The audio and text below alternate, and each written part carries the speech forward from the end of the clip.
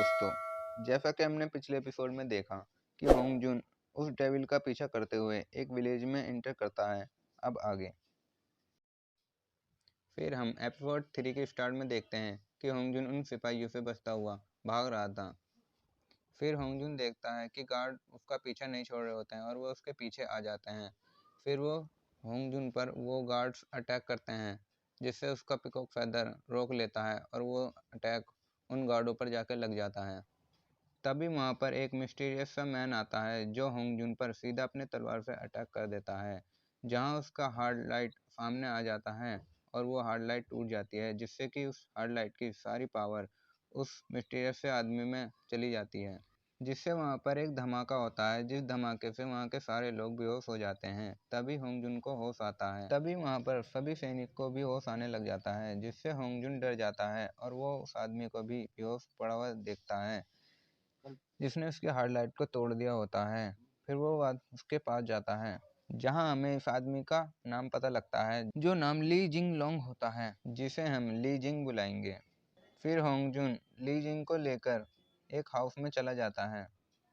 फिर होंग जुन को ली जिंग के पास से एक बैच मिलता है जिसमें लिखा होता है कि वो लोंग वू आर्मी का रॉयल ऑफिसर होता है, जिसका सरनेम ली होता है।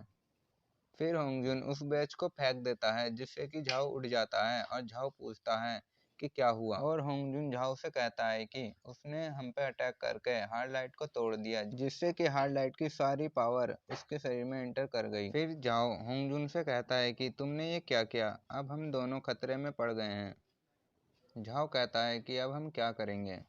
फिर झाओ होंगजुन से पूछता है क्या इसका सरनेम चैन है। होंगजुन कहता है नहीं, इसका सरनेम ली है। फिर होंगजुन झाओ से पूछता है कि अब हमें क्या करना चाहिए। होंगजुन ये भी कहता है क्या हम इसका सरनेम चेंज कर दें। तब झाओ होंगजुन से कहता है क्या तुम स्टूपिड हो, ऐसा करने से यह चैन फैमिली का मेंबर नहीं बनता। तब झाओ सोचने लगता है और कहता है क्या हम इस आदमी को किल कर दें, जिससे कि इसके मर्डर के बाद हार्डलाइट की पावर इसकी बॉडी से बाहर हो जाएगी। होंगजुन कहता है हम इसे नहीं मार सकते और यह मिस्टेक नहीं कर सकते। झाओ बोलता है आप इंसान नहीं हैं जो इंसानों को मारने से डरेंगे, और हमें यह हार्ड लाइट को चैंग फैमिली को वापस करना होगा। तभी वो दोनों यह देखते हैं कि डोर के पास एक यंग मास्टर किसी लड़की के साथ रोमांस कर रहे होते हैं।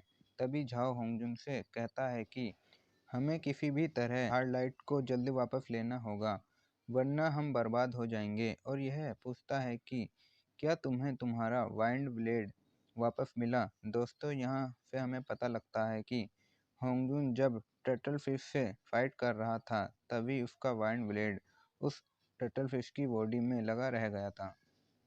फिर कहानी शिफ्ट होती है और हमें कुछ गार्ड दिखाई देते हैं जो विलेज में पहरा दे रहे होते हैं, और वह होंगजुन और टर्टल फिश की तलाश कर रहे होते हैं जो उसी विलेज में छुपे होते हैं। फिर हम टर्टल फिश को देखते हैं जो घर के ऊपर से गुजर रहा होता है, जिससे उसका ब्लड गार्ड के ऊपर गिर जाता है और गार्ड को उसकी लोकेशन का पता चल जाता है।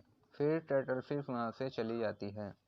फिर कहानी शिफ्ट होती है और हमें अगले दिन का सीन दिखाया जाता है, जहाँ झाओ और होंगजुन ली जिंग के जागने का इंतजार करते हैं।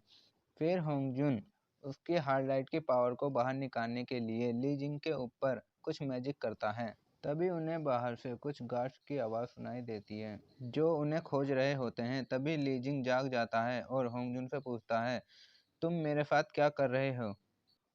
तभी वहाँ पर गार्ड्स आ जाते हैं, जिसे देखकर होंगजुन वहाँ से भाग जाता है और फिर ली जिंग भी वहाँ से चला जाता है। तभी ली जिंग एक छत से दूसरी छत पर भाग रहा होता है, तभी उसका पैर स्लिप हो जाता है। ली जिंग फिर नीचे गिर जाता है और वहाँ खड़े लोग उस पर बहुत हंसते हैं। तभी ली जिंग वहाँ से शर्मिंदा होकर चला जाता है और एपिसोड 3 यहीं समाप्त होता है।